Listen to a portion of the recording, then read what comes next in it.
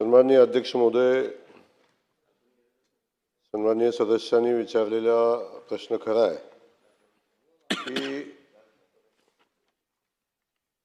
परभणी, बीड, धाराशिव, जालना या 3-4 जिल्ह्यामध्ये महाराष्ट्रामध्ये साधारण 1882 अतिरिक्त पदं आहेत।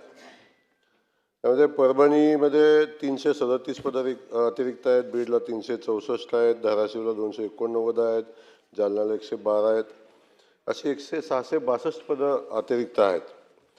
पण हे अतिरिक्त पदं जे शिक्षक आहेत त्या शिक्षकांच्या अतिरिक्त झालेल्या शिक्षकांना पदोन्नतीची प्रक्रिया पार पडल्यानंतर संबंधित शिक्षकांचं समायोजन करण्याची एक पद्धत आहे।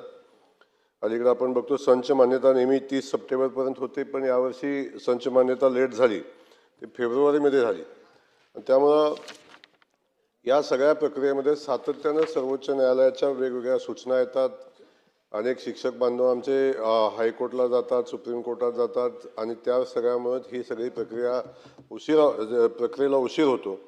आता सर्वोच्च न्यायालयाच्या निर्देशानुसार पदोन्नतीसाठी शिक्षकांना आता TET परीक्षा पास झाली पाहिजे अशा पद्धतीची अटही या निमित्तानं आपण बघतो घातलेली आहे। तर TETची परीक्षा पास झाल्याशिवाय आता पदोन्नती देता येत नाही। तेव्हा अतिरिक्त शिक्षकांच्या समायोजनापूर्वी पदोन्नतीची प्रक्रिया पूर्ण करायला लागते आणि ही प्रक्रिया पूर्ण आता TETच्या परीक्षेच्या अनुषंगाने अनेक न्यायालयामध्ये प्रकरणं पेंडिंग आहेत आणि त्यामुळे या सगळ्या प्रक्रियेमध्ये अनंत अडचणी येतात।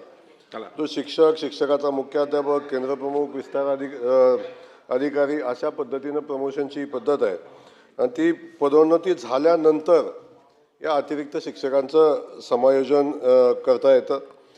ही गोष्ट खरी आहे की यावर्षी संच मान्यता उशीर आल्यामुळे या शिक्षकांना चं समायोजन करता आलं नाही। तो यामध्ये लक्षवेधी सूचनेमध्ये बीड, धाराशिव, जालना या 4 जिल्ह्यापैकी धाराशिव वगळता 3 जिल्ह्यामध्ये 366 पदं अतिरिक्त आहेत।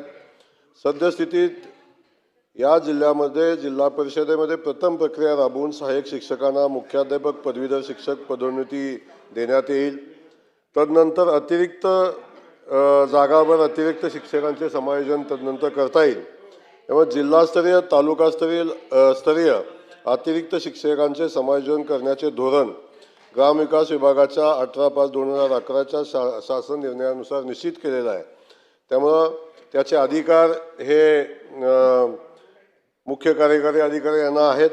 त्यामुळे तातडीनं त्यांना सूचना देण्यात येतील आणि या संबंधित शिक्षकांचं समायोजन लवकरात लवकर करण्याच्या सूचना संबंधित CEOना देण्यात येतील। परंतु ही सगळी प्रक्रिया आपण जरी सांगितलं तरी पदोन्नतीची प्रक्रिया पूर्ण झाल्याशिवाय हे समायोजन करता येणार नाही। या निमित्तानं मी सभागृहाला आणि महाराष्ट्रातल्या सगळ्याच शिक्षकांना सांगू इच्छितो की या बदलीची प्रक्रिया एवढी क्लिष्ट झालेली आहे, शेकडो GR आहेत। या बदलीच्या प्रक्रियेमध्ये सुधार करण्याची आवश्यकता आहे आणि आपण बघतो की बदलीची प्रक्रिया सातत्यानं 1, 2, 3, 4, 5, 6 टप्प्यामध्ये हे ऑक्टोबरपर्यंत चालते।